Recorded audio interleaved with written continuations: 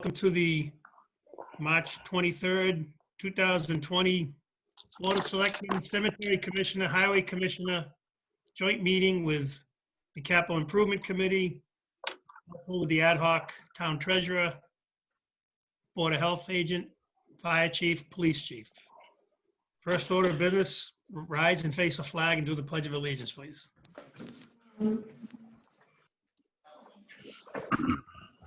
I pledge allegiance to the flag of the United States of America and to the republic for which it stands, one nation, under God, indivisible, with liberty and justice for all. Thank you, everyone. Before we get started, to the town administrator, do we have to read that statement before every meeting? About the remote? Yes, Mr. Chairman. So I have to call up last week's email. Hang on, because I didn't get one this week. Hang on. Is it attached to the agenda? I'd be happy to read it into the record for you, Mr. Chairman. Oh, I got it. It's attached to the agenda. Yeah, it's right at the top, yeah. Okay. Pursuant to Governor Baker's March 12, 2020 order suspending certain provisions of the open meeting law, General Laws, Chapter 38, Section 18, this meeting of the Dudley Board of Selectmen will be conducted in total or in part via remote participation. Specific information and the general guidelines for remote participation by members of the public and/or parties with a right and/or requirement to attend this meeting can be found on the town's website at dudleyma.gov. For this meeting, members of the public who wish to watch the meeting may do so in the following manner. As usual, via cable access TV, Charter Spectrum 192, and/or posted link at dudleyma.gov following meeting. No in-person attendance of members of the public shall be permitted, but every effort will be made to ensure that the public can adequately access proceedings in real time via technological means. So do we Mr. need- Chairman, Yep. we're gonna, because the agenda was already published and we had to change the live stream midstream, we'll amend future agendas where you read the announcement that the meeting will be live streamed via Facebook and then published through the YouTube channel. So just going forward, because we read into the record, it was available via Charter Spectrum 192. That is no longer the case, so we'll correct that for the next meeting. All right, so we're not on 192 at this time? No, Okay. Now, do we have to roll call vote to go into remote? no, that's it. The governor's order covered that. We don't have to remote into roll call into anything. Okay. All right, we did the Pledge of Allegiance, so next up on the agenda is acceptance of minutes of March 9th, 2020. What is the board's pleasure? Mr. Chairman, I move we accept minutes as written. Motion made by Mr. Marcy. Is there a second? Second. Second by Mr. Siganovich. Any questions, concerns, or corrections? Hearing none. All in favor, state aye. Aye. Aye. Yes. Next up, under new business, number one, public safety update on COVID-19. First up, Board of Health agent and designee, Tom Purcell. Good evening. Thank you for inviting to the meeting. There has been an update and a new set of orders that has come down from the governor's office today regarding the discontinuing of some of the essential services. Certain businesses are ordered to close. The order now has been expanded to include a greater number of businesses, gatherings of down to 10 people instead of the previous 25 order. I have, unfortunately, I'm not going to read it all. It's a 9-page order. But basically, what it states is that No, don't just walk away. What did you do? I hit the unmute button Which is where? on your picture.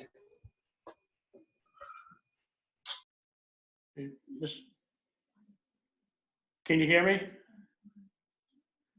Yes, Tom. Okay.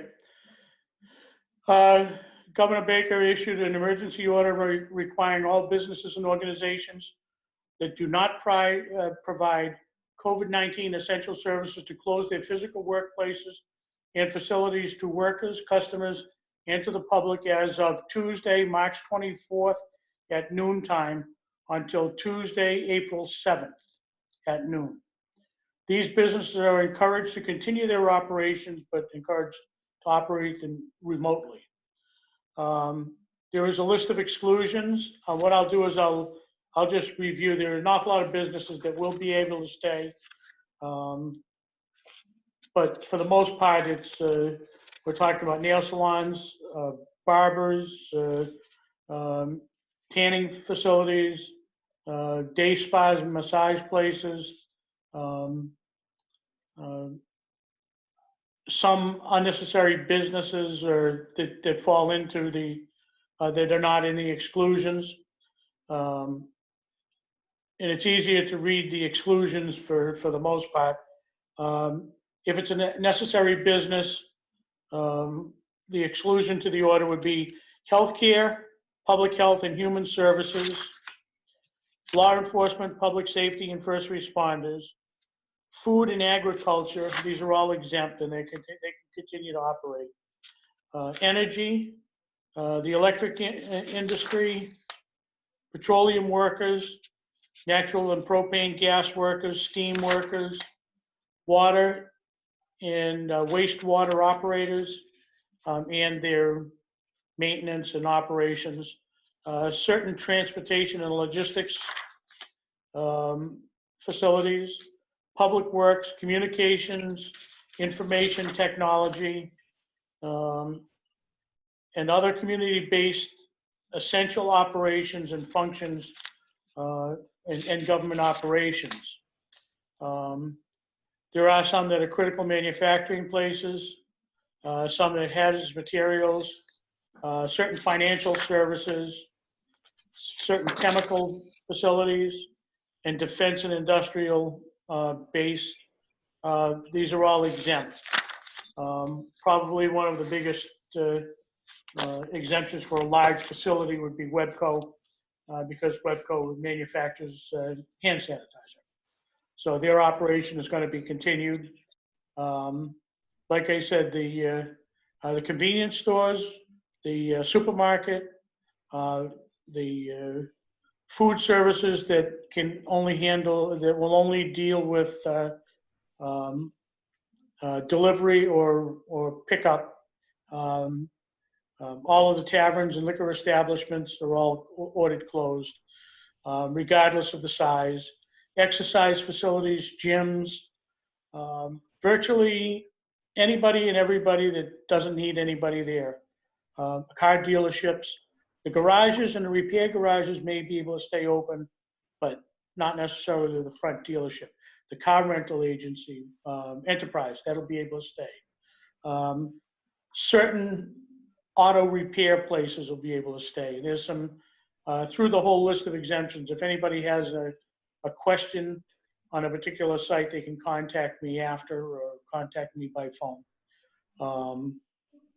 And then if there is a facility that feels that they're necessary and it's not included in the list, there's a process in which they can call the governor's office and file for a request for an essential business waiver.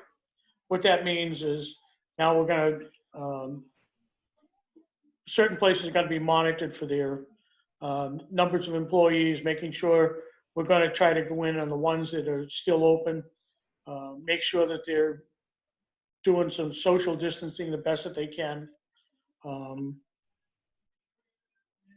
This is about the hottest item now. This is next to a complete shutdown, but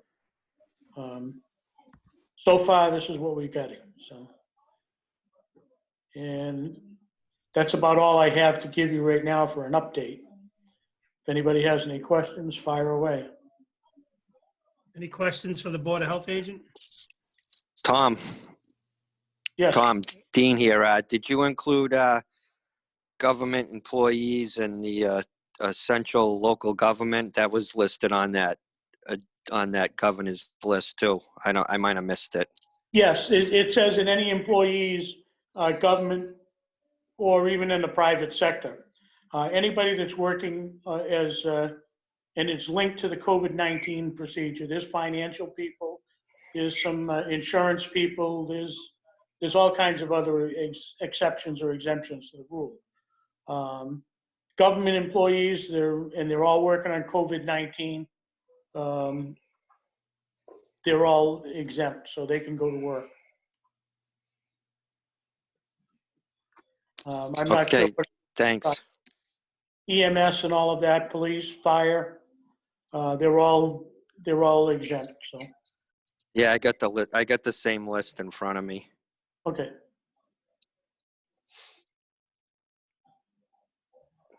Any other questions for the Board of Health agent?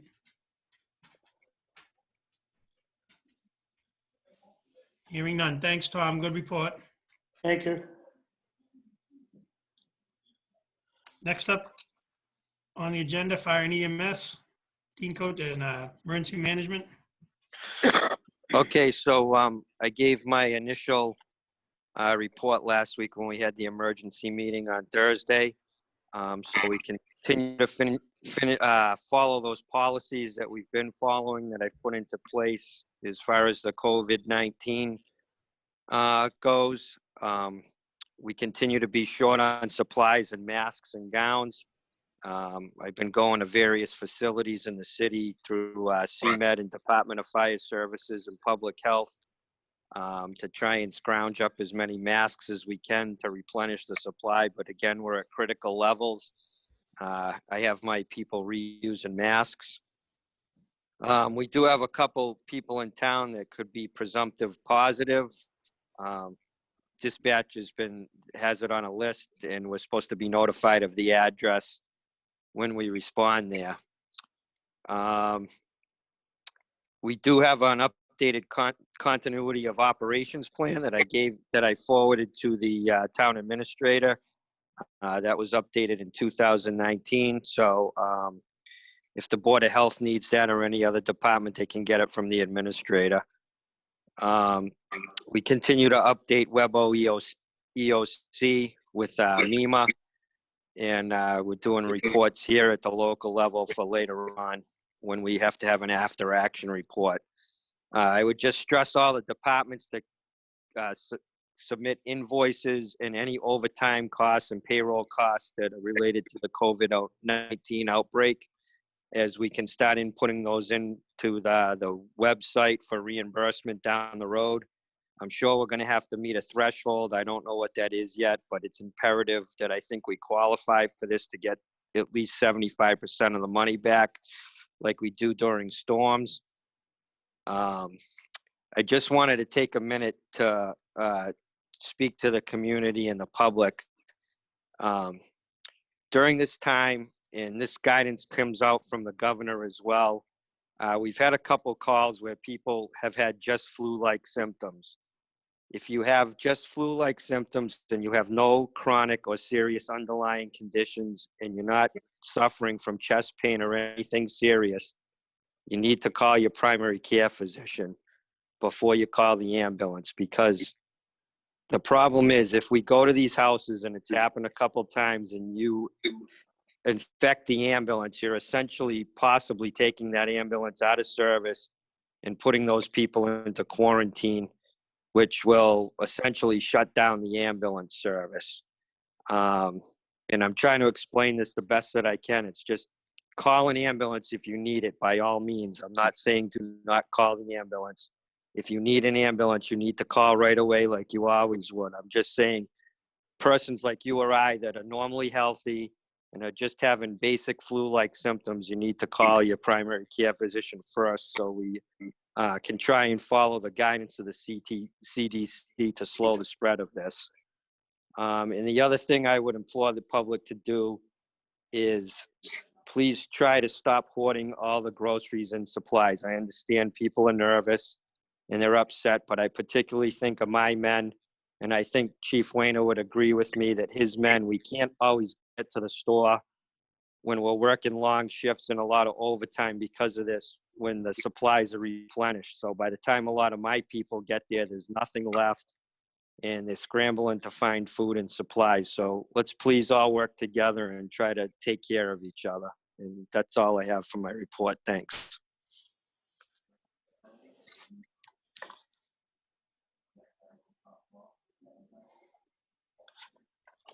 Thanks, Chief. Anybody have any questions for the chief?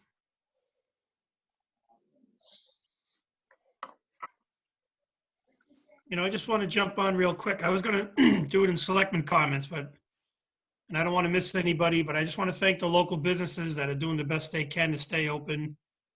Chief touched on the supplies and the food situation. I've been in parking shops several times. There are people that use Patriot and Cumberland and the other towns too, I'm sure. But I want to just thank those companies that are doing the best they can to keep the supply and the food chain moving for the benefit of all.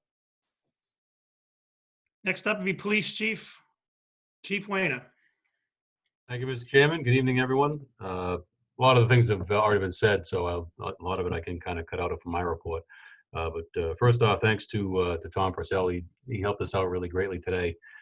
Just another example of kind of a last-minute situation being dropped in all of our laps again with a new change taking place tomorrow.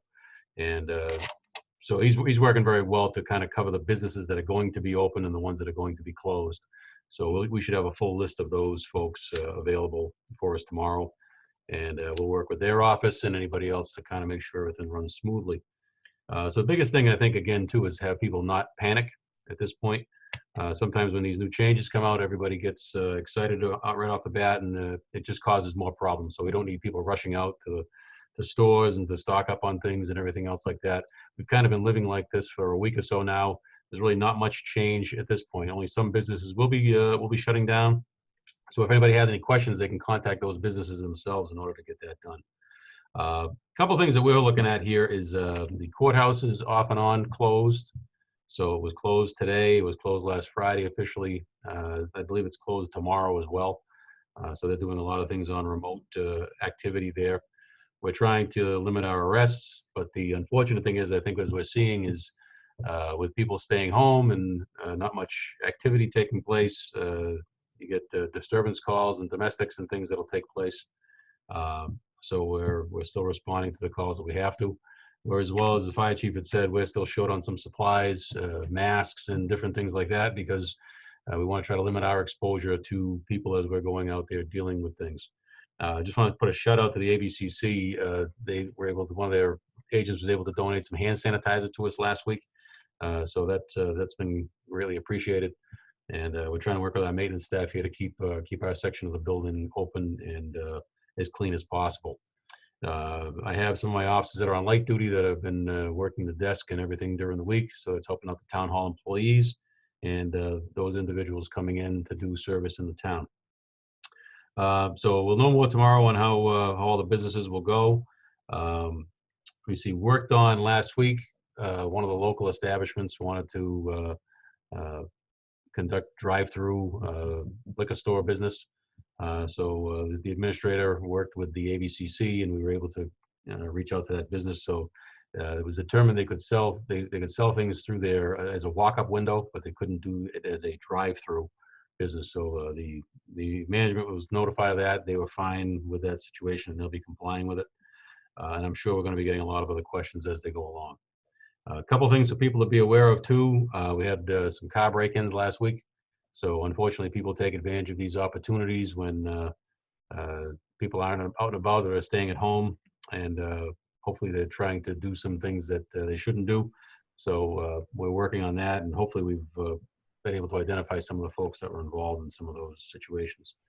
And finally, just saw a word come out from the DEA and the FBI in regards to scams. There's a lot of scams that are going on out there, both over the computer and by telephone, targeting people in regards to the COVID-19 crisis and trying to mask it as getting information for that or for illness and sickness. So just to have people be aware of that situation, that they should avoid any of those type of conversations and be very leery of all their personal information and everything at this point.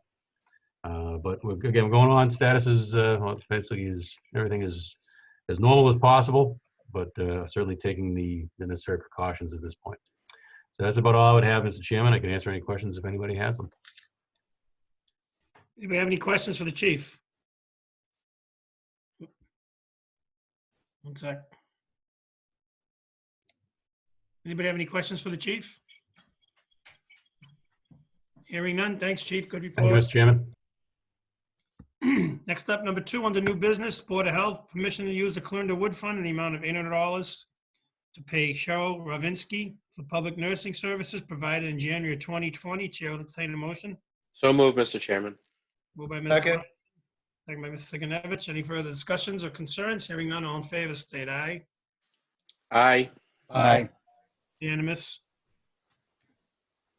Next up, number 4, Town Administrator Report. Mr. Ruda.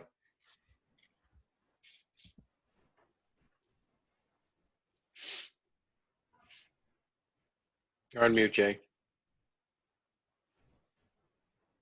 Jonathan, you're on mute.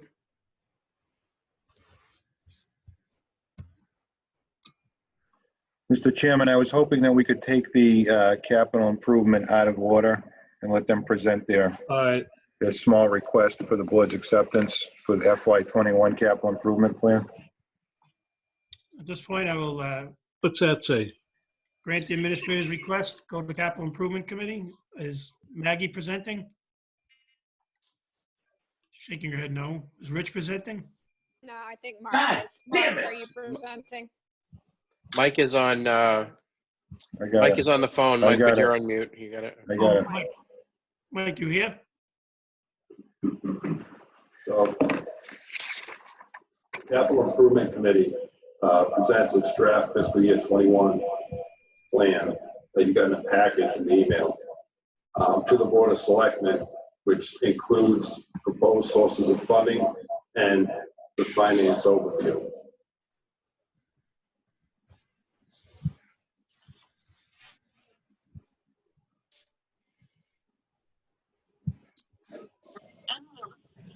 The host has unmuted all participants. Okay. Mr. Chairman, I'd be happy to read the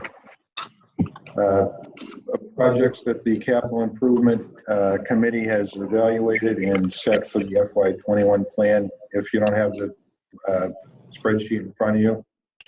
I do not. I don't know about anybody else. It came in the email. I mustn't have got that first email because I don't have that. That's okay. Yeah, Jonathan, the administrator wants to run through it real quick. Mike, do you have it in front of you? Now it says, No, unfortunately, I don't have that in front of me. now it says mute.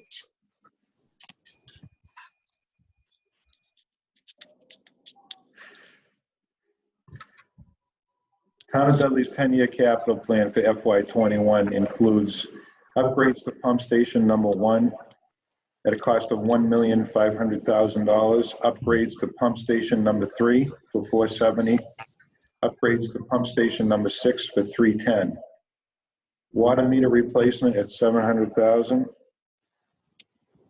The water department is also looking for a pickup truck with plow for $45,000, and they propose to pay for that through water retained earnings. The sewer department is looking for a generator, and they'd like to borrow for that amount of $80,000. The highway department has put in and been approved by the Capital Improvement Committee for a loader for the cost of $190,000, and they Says propose to mute. pay for that through Don't Chapter touch 90 it. funds. Yeah. They've also looking for a highway pickup truck, the foreman's truck, and a pickup truck to replace the building and grounds pickup, which is I believe it's a 2008. The highway would also like to complete their guardrail replacement project. As you recall, on Charlton Road, they began half of it. They need another $15,000 doing the work themselves, which is about a 50% cost of what it would normally cost. They're looking for $15,000 from free cash. The highway department is also requesting an access road for a second means of egress out of the highway barn for $500,000. We propose to put in for a municipal vulnerability grant to pay for that, so there would not be a borrowing or a free cash item. The DMC, we're looking for more energy efficient air conditioning upgrades. The source of funding for that would be a Cretan Green Communities grant. Looking for security for all town buildings. The source of funding for that would be free cash.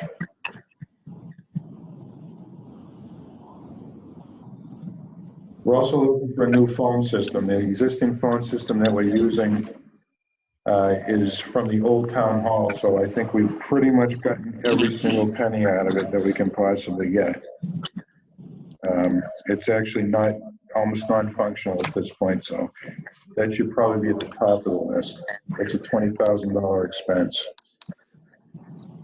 Dam maintenance, the maintenance on the dam needs to be addressed. We're receiving fines and notices from the DEP, from the dam, and we're working on a municipal vulnerability grant for that. The cost of that through an action grant, we propose to pay for that is $20,000. We completed our cybersecurity review. I'll be doing a conference call tomorrow with our vendor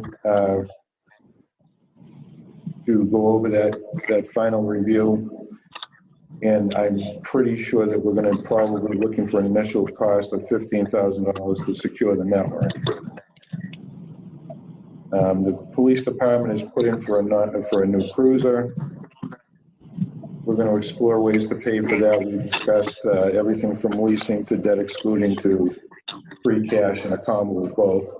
But that would be an article in some form that will appear in the spring warrant. Fire department is looking to debt exclude a new ambulance. We're going to propose a debt exclusion voted upon to send to an October ballot vote on the spring town warrant. And we just heard from the library just before our meeting. I believe the vote was to pass over the request to replace carpeting in the library at a cost of $100,000 this year. There were some small items that don't meet the $20,000 threshold, but the capital improvement committee listened to the request just to keep track of them as one unit, and it was to purchase additional computers for $6,000, office chairs for $5,000, and replace copier for $6,500, and that was voted approved for the capital improvement committee. I believe the source of funding for the 3 library items are state aid. They want to use the state aid account to pay for those. So that would be the FY21 total request. One thing I do want to point out is that we've really worked on other sources of funding outside of the general fund and outside of borrowing for everything on the request sheet. So, Mr. Chairman, Mr. Landry, I'm going to submit this report to the Board of Selectmen on your behalf for their consideration. Thank you. So, Jonathan, in the absence of not having a spreadsheet in front of everybody, can you just give a synopsis on the totals? What's the expected outlay?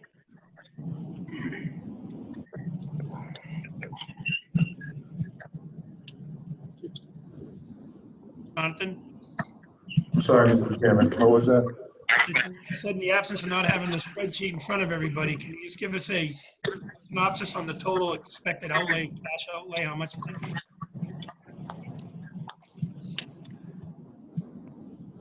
Well, there's different sources of funding, but I can quantify the amount at. The total for 21 is $42,365,004. We can remove 100,000 from that amount. That was passed over by the committee, and that's the replacement of carpeting at the library. So the new total would be $42,265,004.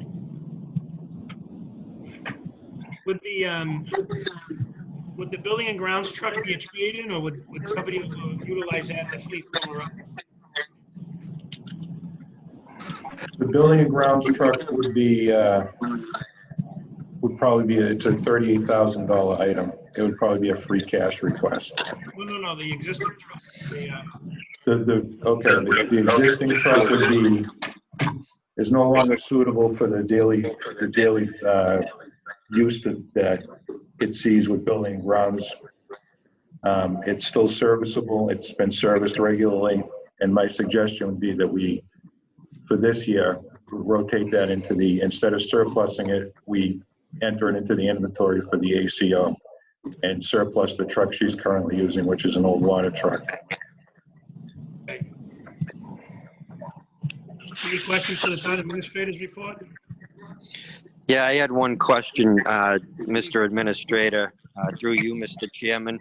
The phone price, is that based on the whole town, what you have me working on right now and the vendor that you have me going through, or is that something different? The phone price was based on a replacement price or cost for at least the DMC and the police station. Do you still want me to continue my research? Yes, because I think we're going to get a better price and we're going to get more phones out of it. You know, I think definitely please do that. Okay, thanks. Any other questions for the administrator? Appears like we lost Selectman Joseph somewhere. I'm not seeing him anymore. Is that just me, or is anybody else not seeing him? No, he's gone. Maybe he'll come back in. Okay. Next up on the agenda is board member comments. Anybody have any comments? Mr. Marcy? Mr. Chairman, we have a couple more items that, because we took that out of order, that we have to still go. That's right. I apologize, you're right. Your budget. I apologize, I forgot about that. No problem. Did we receive, were we successful in receiving the budget proposal for FY21? Did anybody not see it? I must have missed the email, John. I didn't see any of it. Can you see it now? But now I can, yes. Okay. I was gonna say share your screen, but there you go. Thanks, Jay. Okay. This budget is prepared as if things that are going on now in the world, like the COVID-19 issue, that are not going on. So you're going to have to bear with me, and I'm sure that this budget, which I thought was good, probably won't be good in about 30 days. But let's go with what we have for now. So we started off. My approach to this budget was to take a lot of the redundant and underutilized, and I just fall short of saying hidden line items that were in the previous budget. And we've eliminated a lot of that, and I think we've done some work here to kind of combine the budgets where it made sense to do so. So an example of that is where we went ahead and we put building and grounds essentially under the highway department, which we're looking at right here. So what we've done is we've eliminated a separate line item, which was like $2,800 to $3,000 for gas, diesel, just specifically for building and grounds. There's no reason why that can't be absorbed in the $55,000 highway budget for fuel. We've also made a few different changes. For example, there were several different equipment maintenance accounts for, hold on a minute, I'm getting feedback here. There were several different maintenance accounts for building and grounds. One actually existed under the building and grounds account. One existed under the highway department. And I'm just using this as an example of some of the changes that I made. And they were also pulling from a DMC account and a general operations account. And long story short, it was a nightmare to try to track what we actually spent and what we spent on. So we've changed a lot of that. And if you look at the new heading that should be on your screens now, it says administration. For example, the town administrator's account only had 4 or 5 lines in it. I've now added, above and beyond my salary, I've added those 2 combined positions, which are spread out all over the budget. And for a total of about almost $70-something thousand. And I've assigned $37,000 to each combined position. We've moved all the legal expenses. Instead of having separate accounts for legal, we've combined all those accounts into one administrative heading. One of the other things that I found we could do is, if you take a look at the, where is it? DMC West Main Street. I gotta move you guys out of the way here. DMC West Main Street. It was originally funded at $22,000, but we also received an earmark in 2015 that, believe it or not, was for repairs and maintenance for the Dudley Municipal Complex that was sitting there untouched and unspent. So we were able to realize that amount. We were able to realize that $17,000 of unspent money and fund the DMC account at $22,000. Instead of $22,000 at $5,000, and we're going to take the rest of that unspent fund from 3 to 4 years ago and spend the rest of that so that we can realize the savings there to our general fund. As we discussed, we've combined the positions that we hope to hire into after July 1st.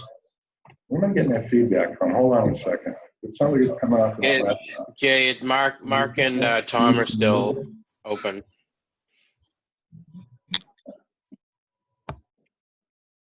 All right, that's much better. You can't shut the volume off of that. Sorry about the technical difficulty here.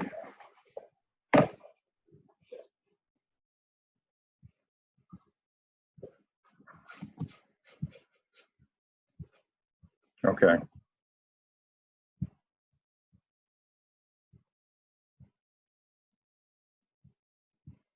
Everybody still with me? We're here, bud. Okay. Yes. Sorry about that. All right. I don't have that awful echo in my ear anymore, so that's much better.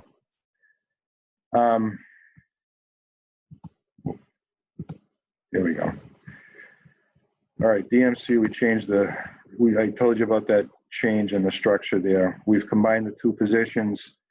We haven't fully funded the healthcare amount. We can adjust that depending on the need in October. If, we move forward and hire into those positions. Instead of having a lot of little salaries all over the place, we've taken the existing money and created 2 combined positions. In the absence of knowing what the final number is going to be for both of those salaries, I used the existing money that we had for all the different little positions, and I funded both at $37,000. So I think we're going to be in the range anyways after the salary survey is completed, and we can move forward with filling those 2 positions, hopefully.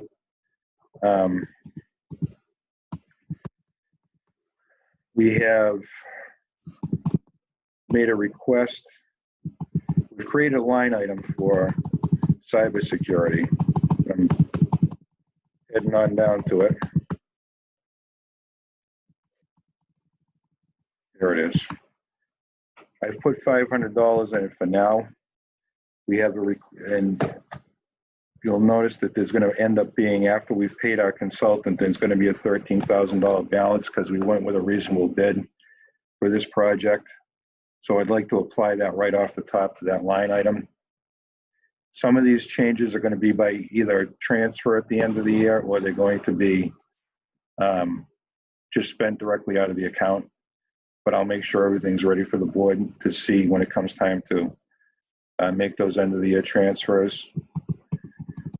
Of course, we haven't had a chance to meet with the schools yet because the budget meeting was canceled. So I fully funded the schools at the requested levels.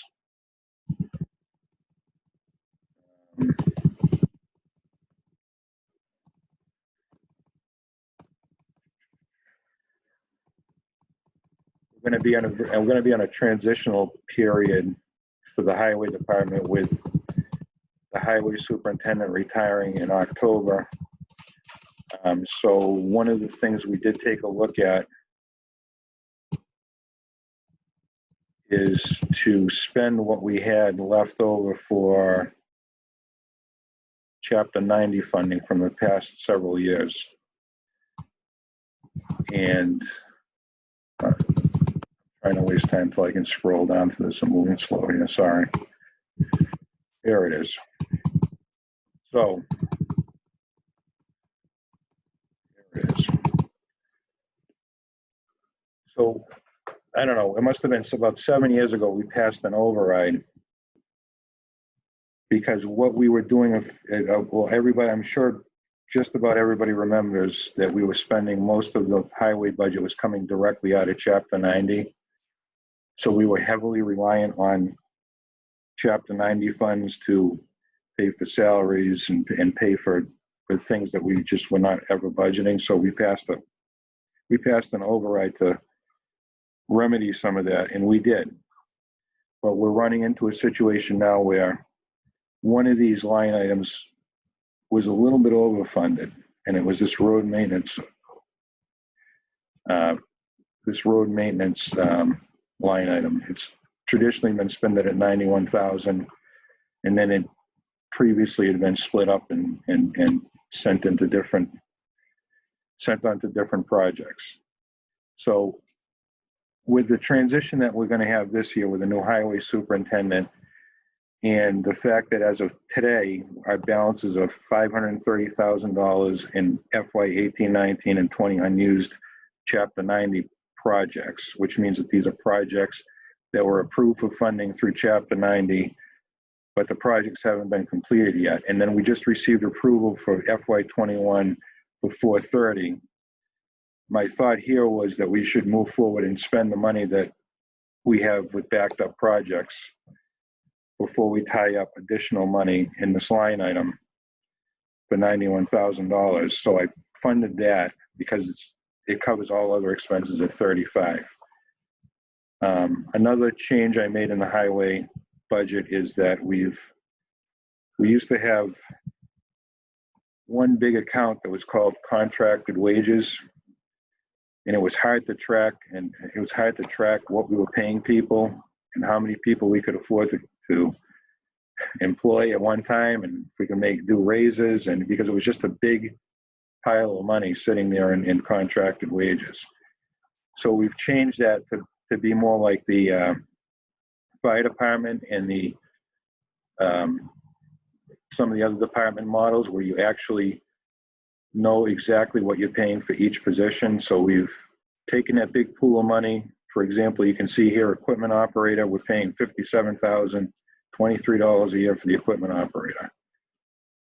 And right down the list. So we have a better handle as to what we're working with. And in doing that,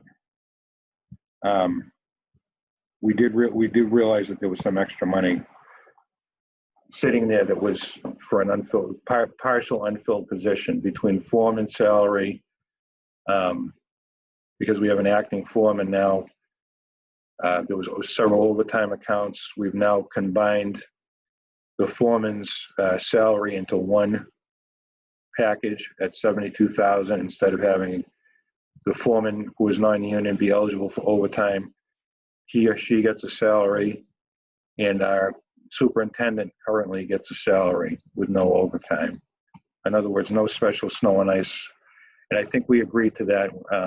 The board agreed to that a little less than a year ago when we signed a contract, a one-year contract with our superintendent. So that's the direction I'm going in with the highway department. I'm quite certain, I mean, this is a decent budget. We're going to have to, in October, look back and look at tree removal. We're going to take a look at what we hire the new superintendent into. We'll have to go back in October and maybe adjust that salary amount up and down. For now, we received a 2% COLA.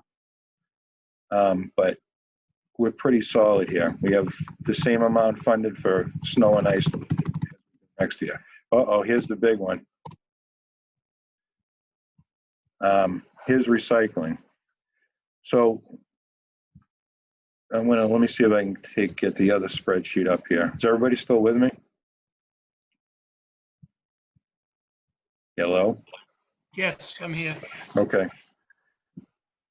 So the transfer station, our contract is up June 30th. And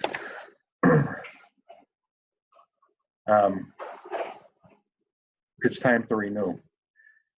As everybody recalls, the contract went up exponentially over the course of the last year. For, you know, recycling is not, we're not in a model anymore where recycling has any value to it. We now pay to get rid of recycling. Our fees have doubled. The tonnage has gone in some cases from 45 a ton to 90 a ton.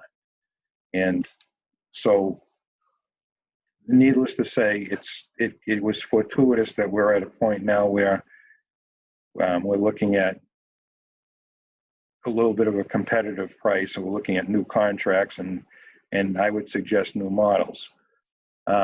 What I did, Mr. Chairman, is I broke down on this spreadsheet. I did a quick profit and loss statement summary, and you'll see that up top it shows how many permits we actually sell. So we sell yearly regular permits. We sell 495. Residents for half a year, we sell 17 of them. Senior for 1 year. The senior gets a permit for a year for $185. We sold no surprise, we sold 319 of them. Senior for half a year, we sold 4 of those. Non-resident 4. And the grass and the grass disposal permit, which is basically the mulch pile, we sold 34 of those permits. So it adds up to about 877. It's under 6% of our population uses the transfer station. So we derived $185,000 of income. As we scroll down and we look at our expenses, you can see the laborer's salary, the part-time laborer's salary, sick time buyback, the trash disposal. That model was actually based on actual usage. The bulk disposal, the same thing. General expenses, we fill in at that transfer station. The highway guys fill in there, and it's an overtime event. I was conservative with that estimate. Then we figure in the Medicare tax, Worcester retirement, workers' comp, health insurance, union dues, death benefit, accidental life, short-term, utilities, snow removal costs, which, you know, we've never figured that in before, but it's a cost to the town. It's a cost for the equipment. We're paying somebody to do snow removal. We're paying someone to sand. We're paying people to shovel. It's a real cost. The same with when we pick up items off the roadside. They don't just disappear. They don't take them for free. We have to pay when we throw a couch out, or we find a TV, or we find stuff on the side of the road. Our current vendor charges the town, charges the taxpayers to get rid of that trash. It's not free. So to figure that out, you know, I spoke to Vinny how many times he goes out, and it's no less than once a week, and usually on average twice a week. And there's a cost associated with getting rid of the big bulk items that we find abandoned on the side of the road. So we average that over the course of a year. It's about $5,000. And when we do roadside trash pickup, the easiest way to do that and the most conservative way to figure that amount was to figure it on the cost of one permit per year. So that's what I did. So it was only $285. And then on a weekly basis for several hours a week, we have to have the loader go in and move the mulch pile and the yard debris to keep everything moving. And that's an actual cost. That's 2 hours, quantifiable, regular duty of a heavy equipment operator every single week. So that's an actual quantifiable amount. What we pay the highway superintendent to collect the permits, to administer the permits and everything else out of it, and deal with anything that has to do with the recycling center. He's got an $86,000 salary. I conservatively figured he spends $2,400 to $100 a year, $22,480 a year working on the recycling center. And I think that was a very conservative estimate of what we pay the highway superintendent to do. And we always have an overage. So some months the trash piles up quicker than others. So we have to call for an extra haul, and I conservatively estimated $3,600 for the actual cost, additional cost above and beyond. So based on what we know this year with actual real costs, quantifiable costs, projected through July based on real numbers, our loss this year in the recycling center is $66,474.99. So now we have a new set of rules, a new set of rates at the recycling center.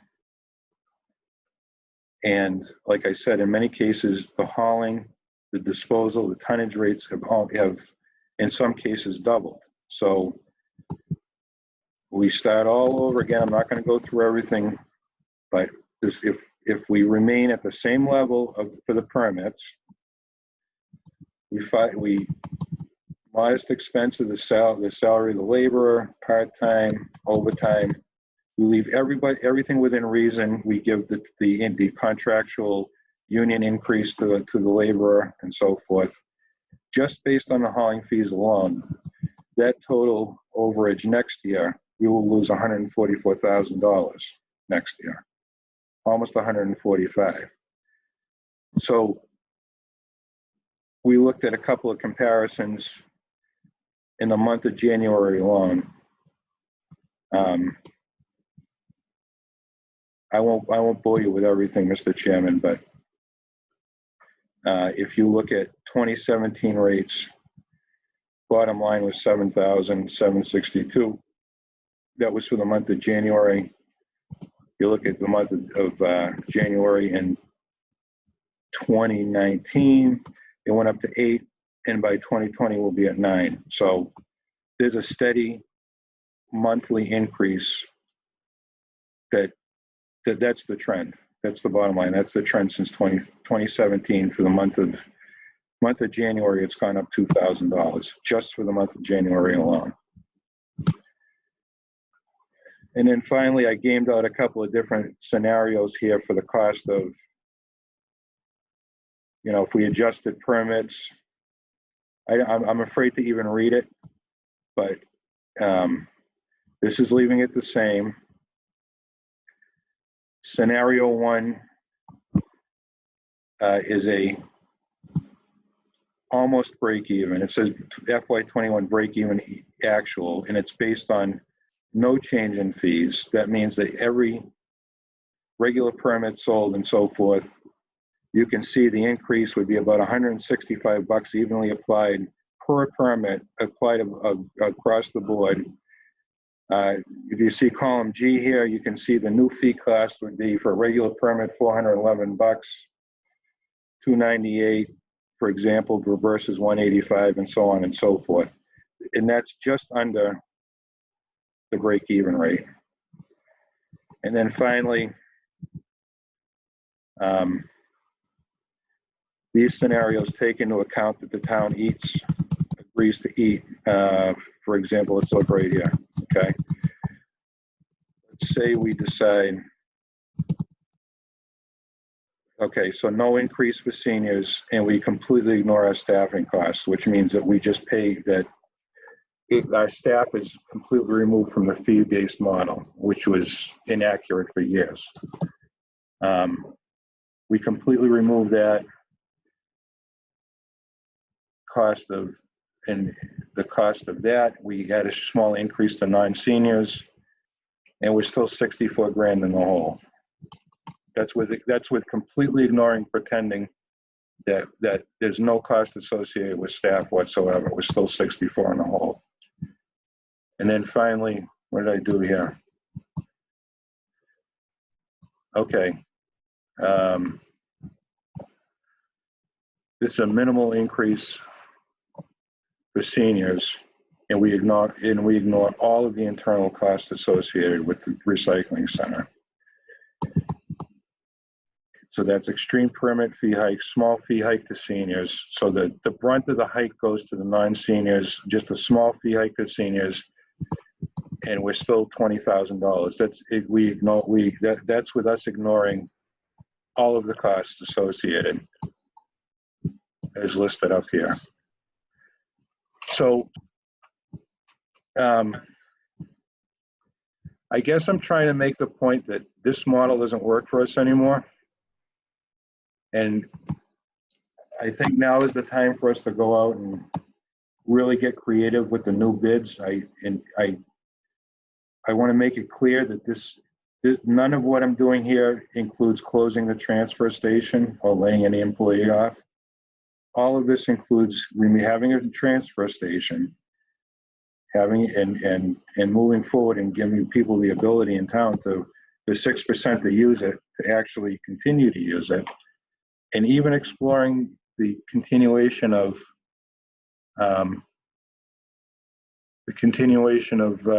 discounts to seniors and veterans and so forth. But we have to look, at a different model, or we simply have to find another source of funding for it, which is usually, a path that we don't like to go down. So I'm open to questions on that, Mr. Chairman. If not, I'll just continue with the few remaining items that I have for the budget. Why don't you finish up the budget presentation, John, then we'll go back for questions. Okay. Thank you.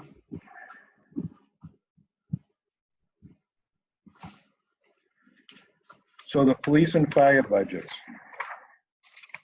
Here's good news on those two budgets. We fully funded those budgets with numbers that both chiefs think they can reasonably live with without needing to go back for more.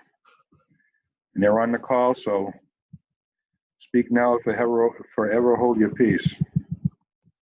Yes, police chief, yes. I sat down with the administrator and the accountant, and it looks like it's pretty solid. Yeah, fire chief, yeah, mine's good too.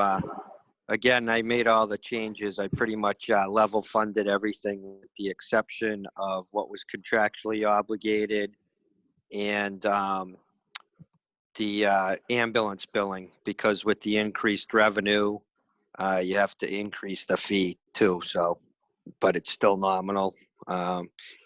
And I was able to make those moves that we presented and approved earlier in the year without increasing my budget at all. It was a budget neutral change. Just so that the board members, everybody would be aware that I had my officer graduating from the academy, scheduled to graduate July 31st. That's been about one of the few state organizations that's still operating at this point, based upon a lot of the shutdowns that are taking place. So that one's still going, and hopefully I'll have my injured officers back in time around then as well at that time. So should be up to a full staff. So that should really help out quite a bit.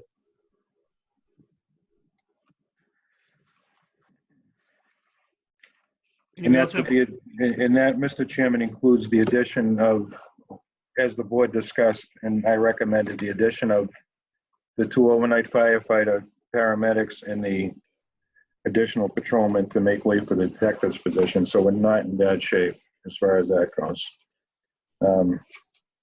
And again, we haven't met with the schools, so they're getting, I put 100% of their requests into this budget.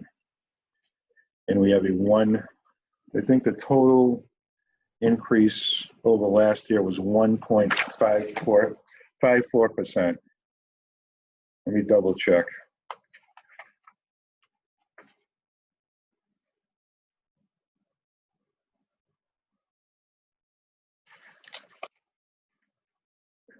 Okay, yeah, so it's budget 2020 versus recommended 2021 increase. Total general budget without state assessments, and the increase is 1.14%. After total general budget with state assessments, it's 1.17%. So we're well within that 2.5% threshold. And we have about, but there are certain items in the highway budget that once we get squared away and we get through the transitional period, we're going to have to take another look at. But for the most part, 80% of this budget, 85% of this budget is pretty solid in terms of it being funded completely for the entire year. So, well, let me amend my number, Mr. Chairman. With the schools, we're at 1.46% over last year in terms of an increase. And we have about a $13,000 surplus. Again, we don't have any free cash certified. We won't have that till October. So it's thin, but it's fully funded and balanced. Well, that's good at this stage of the game. Any questions for the administrator or either one of the chiefs?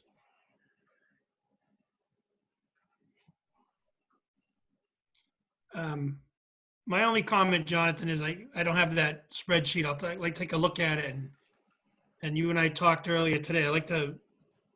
We had talked earlier about doing a public hearing when it came to the transfer station, but the COVID-19 obviously kind of put a halt to a lot of our plans. So we need just to get the word out to the people that, as it stands right now, you said we have a temporary extension with our current trash company. Mr. Chairman, I put in for I saw an email pop up just before the meeting. I put in for a 90-day extension, which will bring us to October, so that we'll continue with the same model. I funded, if you look at the budget, I funded a quarter of it at the existing rates, which I don't anticipate he's going to change for the 90-day extension and the option to rebid it. So Okay. I've had a conversation with him. I think we'll be solid until October with that model. And we can all, it's not something we can rush into. I know the transfer station is important. We need to take our time and make sure we come up with the right model. And like you said, have the hearings, listen to the public, and find out what's going to work and make sense for the town. So I think that we should be more than okay through October with the current funding source. Okay, so we're gonna go to what, like quarter-year stickers in at current rate, or? That's if you go to full year, we're gonna be locked in. My hope is that if things calm down and settle down, we'll be pretty close to a change, and we'll be looking at less than a quarter, and we'll be looking more at, if we have to change the model, just enough time to, actually go ahead and move equipment, change equipment out, and that sort of thing. So I can't tell you for sure if we go ahead and sell quarter-year stickers, or maybe just go to a monthly situation. But my hope is that by the end of June, we have a pretty good idea as to what we're going to do. Okay. Again, I know you and I spoke. I just want to take what's available to us, and I know we spoke about reaching out, like to the Webster Times, for example. Just let people know a lot of rumors flying around out there, and not all of them are true. Well, I can dispel the rumor again. I think we've dispelled a lot of rumors about the transfer station, Mr. Chairman. So I'll say it with the FAA, with everybody here, and hopefully anybody who wants to hear it. We're not looking to to close the transfer station. We're looking for a model that works, that will not just continue to be a never-ending bleed on the general fund. I mean, we don't have the capacity to have our losses doubled annually, and that's from 2018 to 29. Well, from 2018 to 2020, we've doubled our losses. We're projected to double our losses. We can't continue on with that model. It makes absolutely no sense on any level.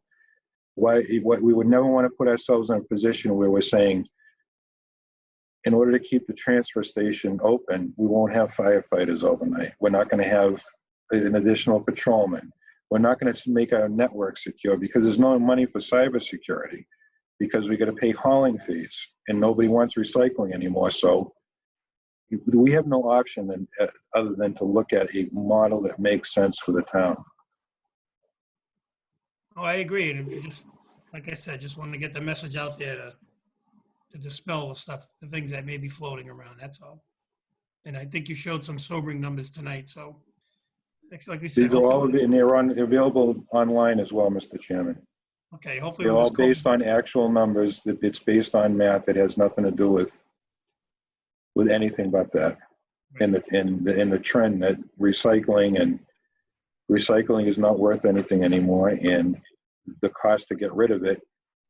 I'd hate to see what the cost is going to be in a year, because a lot of it gets shipped out of the country, but the cost to get rid of it is doubled. So that's where we're at. Right. Any further questions for the administrator concerning the budget as presented? Mr. Chairman, the last thing I will say, but while I have everybody on the line, is that our salary survey is due to be completed within the next few weeks. I've got to find time to meet with our consultant. He may be sheltering in place. I think he might be, from what I saw in a recent email. But instead of holding everything up, or even worse, rushing through it and not coming up, going through all this and not having a solid plan, I've budgeted a COLA increase for all non-union employees. Of course, the union will get their contractual increases, but I think that we go ahead and we give the COLA to our current employees, and we move forward with a plan. That way, we're not under the gun or under any obligation to do anything more. We can, when things calm down, we can actually take a real look at what the studies showed us and kind of come up with a decent approach to do what we need to do. But right now, I think that the best course of action is, instead of putting all the money in an account and not giving anything to non-contracted employees, I think we should move forward with COLA for the new fiscal year. So is the COLA, I always ask the question, is the COLA a strict percentage raise, or are we basing it on any kind of metric? So the COLA is, as far as I'm concerned, COLA is based on what COLA is based on. But I think in this case, we're probably saving money by making it a flat 2%, because I think it's going to skyrocket when we're done with this COVID thing. And it's going to be, the cost of living adjustment would be, the true cost of living adjustment would be well north of 2%. So I think this is the right move to hold it to for now. Okay, and then, like I said, I didn't have the budget spreadsheet in front of me. Worry about merit pool, things like that down the road. So the merit pool still has, the merit pool was an article from 2015 or 2016. I think it's got 9 or 10 grand in it still. So I'm leaving it alone. Okay, but that'd be something you'll work with personnel board and department heads to ensure that it's an actual merit increase, not just another way to boost the salary. Yes. I mean, goals and objectives is one thing, but merit is usually something above and beyond what was expected. Yeah, so I want to leave that merit amount, that line item, intact for now. I'm not proposing that we transfer that unused or unspent money for merit into any other account. We just leave it where it is for now. Right, yeah, I agree. Thank you. Any other questions? Hearing none. Move on. Jonathan's looking for the board vote to direct the town administrator to provide his budget proposal and amended version to FAA and to request a schedule of FAA meeting dates to propose 2 joint meetings with a projected date of 4/6/20 and if needed 4/13/20 or take any other action relative thereto. Looking for a motion. Mr. So Chairman, moved. before you, Oh, sorry.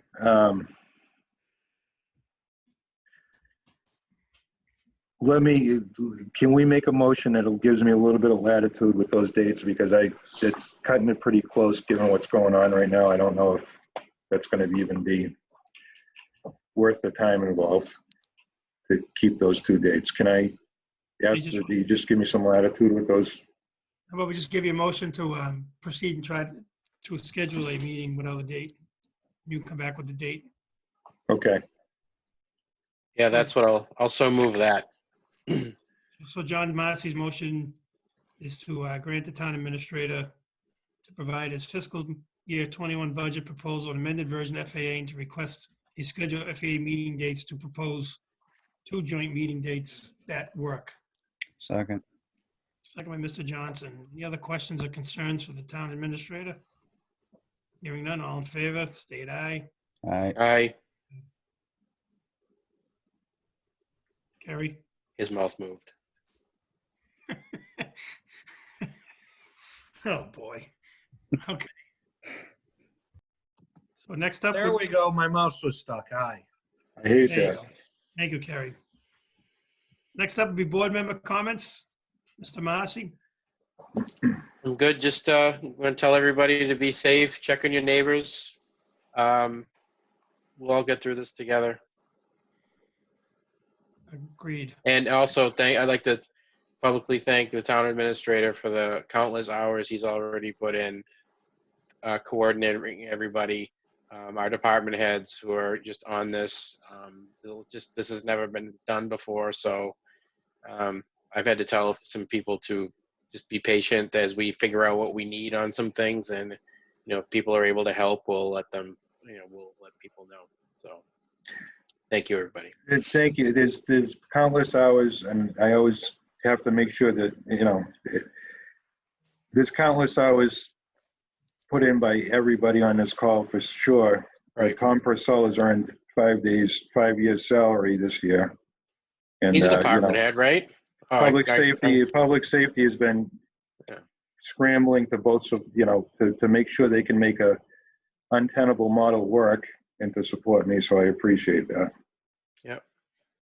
John, while you had the Thanks, floor Bill. for a minute, was there an update on the Little League and the parade and their schedule?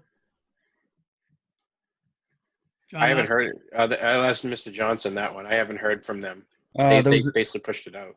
Yeah, there was an email pushing out, but I don't remember an exact date, but I'm thinking they're well into May now. Okay.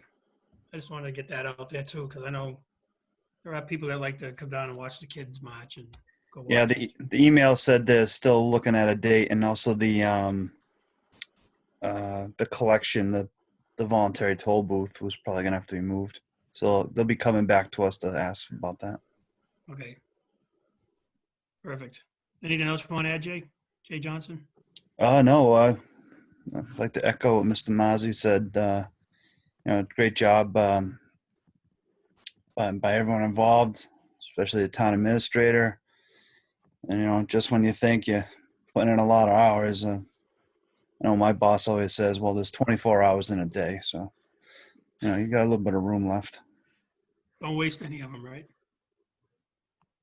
Make every day That's all. count. Yeah. Kerry, anything you want to add? Yes, I just want to thank everybody in the town that's still doing things to make life work, whether it's the town administrative, police, fire, or even the people working at the grocery store. Thank you. Thank everyone for still doing what you do. I agree. I just want to echo what everybody said. Had the opportunity to speak to the Webster Times last week, town administrator and myself. And I didn't want to, I thank the core group that meets almost daily, either through an email chain or what we're doing now. And it's not just the core group, and I don't want anyone to think they were overlooked. It's really times like this when you really can appreciate what you have out there for workers and people, and shows the character and the caliber that we have. And I echo Mr. Massey, we all have neighbors that are elderly or borderline shut in now with this shelter order. Please be kind, please be generous, check on your neighbors. If you have students that are in the school system, I'm sure they're going to be ramping up their online components. So encourage everyone to check their emails or stay in contact with the appropriate authorities. And I'll turn it over to anybody from FAA who has anything they'd like to add at this time. And I thank the FAA for participating with us tonight. Mr. Landry?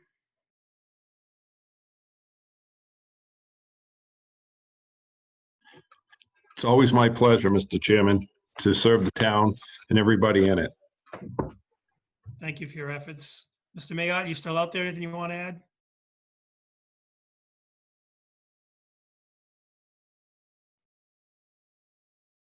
Maggie, anything you want to add?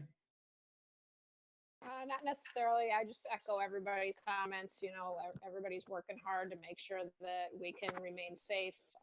You know, shelter in place, stay at home as much as you can. I know that I work for Moffrey and Webster, and we've got over 2,000 people that are 96% of us, I believe, are all remote working from home. So, I mean, you know, everybody needs to do their part so that we can really soften the curve on this and get this COVID under control so that we're all safe and healthy in the long run.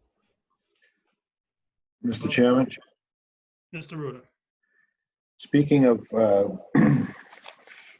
working from home, so with today's new order, we've kind of stepped up our model for remote for telecommuting. We as the board is aware, we've purchased laptops, had VPNs installed. Mr. Carmignani is using one right now as we speak successfully, and we've equipped 6 more people with that capability. So we're going to be drawing down on the number of people in the town hall, and we're working out the details according to the fire department's COOP plan to some degree, to allow for a very small skeleton crew here in the building, probably me and a few other people that will, you know, check the mail, scan correspondence, keep the checks and the billing going, keep the payroll going, receive the payroll, you know, the real key essential functions will remain in the building, and then the other people will be working remotely. And we're just going to devise a system so that we know in the morning when somebody's at work, we can get a hold of them during the day. We can communicate. We can move, you know, electronically move documents back and forth and keep the town up and running. So I just want to make the board aware of that. That's the direction we're heading in. And I think we're probably at the end result in terms of the next move we can make. Short of locking the doors, I think we're in pretty good shape. Everybody's socially distant. There's not a big crowd or a throng of people in here. We're still answering the phones. We're still serving the public. We can still move material back and forth through the police lobby. So I think we're about at our end result in terms of what I would recommend, short of, you know, a catastrophe, for anything further we can do to try to what's the flatten the curve? Is that the term? For us to do our part to flatten the curve. So just wanted to make the board aware of that. We're here, we're answering the phones, everybody's at work, but it's getting pretty lonesome around here. Right. So we have no student rep. I'll look for departmental communications, police and fire. Hey, Mr. Jim, I'll just give you, I saw May 11th was the date on the Little League thing. They've suspended all activities until May 11th. So that's I guess that's the next date they'll pick up anything. So their bucket brigades and all that stuff are obviously off at this point. Now, I'll also too just echo the administrator's comments and the other people that are here. I think the whole group here has done very good. I give the administrator a lot of credit, especially jumping into a new position like this. And I think fortunately his emergency management background really helped out at a time like that we're going through right now. But Fire Chief, Board of Health, everybody else has worked really well. I give all my guys credit for going out there and doing everything they got to do every day, despite all these things. A little frustrating from the state end, I believe, because a lot of the information we get comes out last minute. We were getting the first round of things coming out like at 6 o'clock on a Sunday night, and just today we were waiting, hoping for a heads up if they were going to do any of the other changes, but we didn't hear about it till 10 o'clock this morning at a news conference. So a little disappointed on that end. So I had reached out to our rep and senator just to kind of discuss that situation a little bit. But overall, I think given the circumstances, I think everybody's doing a great job. So we thank you all very much for all the support. Excellent. Fire Chief? Yeah, just a reminder, please, to all departments, everybody, get your invoices into me. Can't stress that enough. And your overtime costs, you're going to care down the road. Those laptops, Mr. Administrator, if you can get me those invoices, that'll be reimbursable. I think that's all I have for right now. We have another DPH conference call with OEMS and MEMA on Thursday. So I'm sure Tom will be sitting in on that as well. So we'll probably have more updated guidance by then. So, Mr. Chairman, that brings up another point. There's two methods right now that we're tracking that to either get reimbursed, like through FEMA, which is what the fire chief is working on, or to overspend accounts in order to get what we, get the supplies we need and spend what we need to address these issues. And the guidance for that is about as clear as what the police chief describes for the guidance on the public safety end. So I've dumped that on the town treasurer collector to kind of wrangle that in the form of requesting, projecting a spending budget in an emergency situation, and figuring out through DOR, one, they have to give us permission to do it, which I'm sure they will. And then we have to figure out the mechanism that makes the most sense for the town to recoup the money, whether it be, from free cash, which I don't think it will be, or some other source. But there's 3 or 4 different methods, and the guidance is not very clear, but we're also working on that as well. So more to come on that as the situation gets even more fuzzy. Great, thank you for that. Tom? Mr. Chairman, just one thing I neglected to give you an update on. CMRPC, which is handling some of the reimbursement distribution funds. There's a check in the mail for the town of Dudley out of that initial seed money for $7,000 at this point. It's only a small part of what's going to be available, but it's the beginning anyhow. Thanks, Tom. In the absence of any other new information or comments, we have a motion to adjourn.